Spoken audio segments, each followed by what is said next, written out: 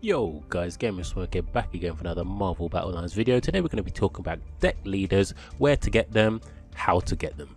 So the first is Spider-Man. So what Spider-Man does is on every turn, if 2 or more enemies are recharging on the battlefield, take 1 cosmic fragment from the opponent. So you can actually get him from completing Special Ops Chapter 1 Stage 10 on normal. He does give a buff to your current leader's HP stat of 200. So as a leader, he is okay. He used to be much better when it was 1 or more enemies that needed to be recharging, but unfortunately he was nerfed because everyone was complaining, as at the top of the leaderboard in Arena, everyone had pretty much Spider-Man as their leader. The next is Ironman. So on every turn, if owned cosmic fragments of 4 or more, increase the value of a cosmic fragment by 1 on the field. So you actually get him from completing campaign mode Chapter 2 Stage 3. He is one of my preferred leaders, to be honest, because I do like his special ability, and like Spider-Man, he gives a buff to the HP stat of your leader of 200. Next is Black Widow, again in her normal costume.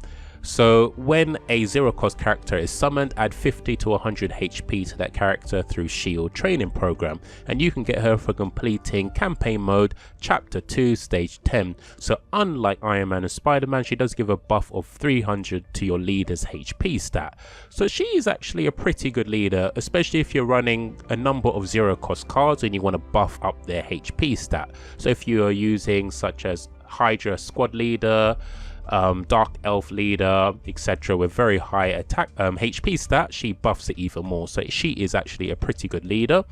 We have Thor here. I don't really use Thor, to be honest, but what he does is he deals 70 to 120 damage to an enemy after moving an ally. So you can get him from completing campaign mode Chapter 3 Stage 10, but he does give quite a significant buff to your leader's HP with 400.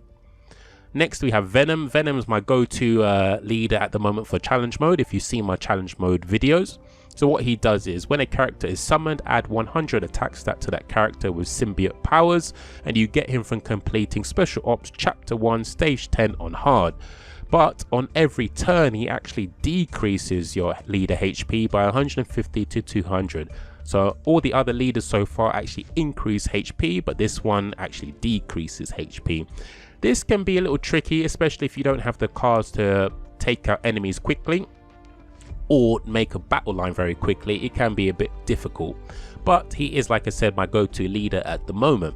The next we have is Star-Lord. So on when you summon a 2 cost card, he adds 70 to 100 HP to a random ally on the board, and you actually get him from getting to Arena 3, and he gives a 200 HP buff to your leader.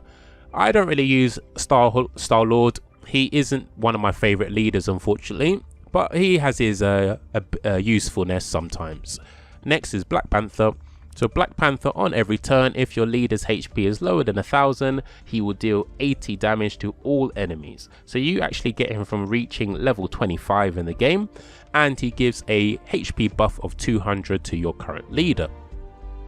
So Wasp used to be very good, because what she actually did was allow you to potentially use an action card you've just used again at a 30% chance. But like Spider-Man, she was nerfed quite early on in the game, and now it's currently at 15%. She is still pretty good, as that 15% can help you out now and again. You get her from completing Special Ops Chapter 3 Stage 10 on normal, and she gives a buff of 100 to your current leader's HP stat. Next we have Original Captain Marvel. So what she does is adds 150 attack to all allies after a successful battle line. To be honest, I think she is one of the worst leaders in the game, because her ability only activates once you form the battle line.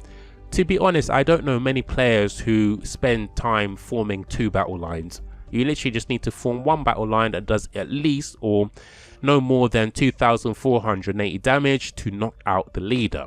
So yeah, I don't know who uses her, to be honest, but how you actually get her is by completing Special Ops Chapter 4 Stage 10 on hard. But like Thor, she does give a buff of 400 to the leader's HP, so that is really the only reason I would use her, for that HP buff. Next we have Thanos. So on every turn you consume 6 cosmic fragments to instantly knock out all enemies. You get Thanos by reaching Arena 6, and he gives a nice buff of 300 to your leader. There are a number of people who use Thanos in challenge mode, but I am not one of them. But like many other cards on the list, he does have his uses. Next we have Spider-Man Black Suit.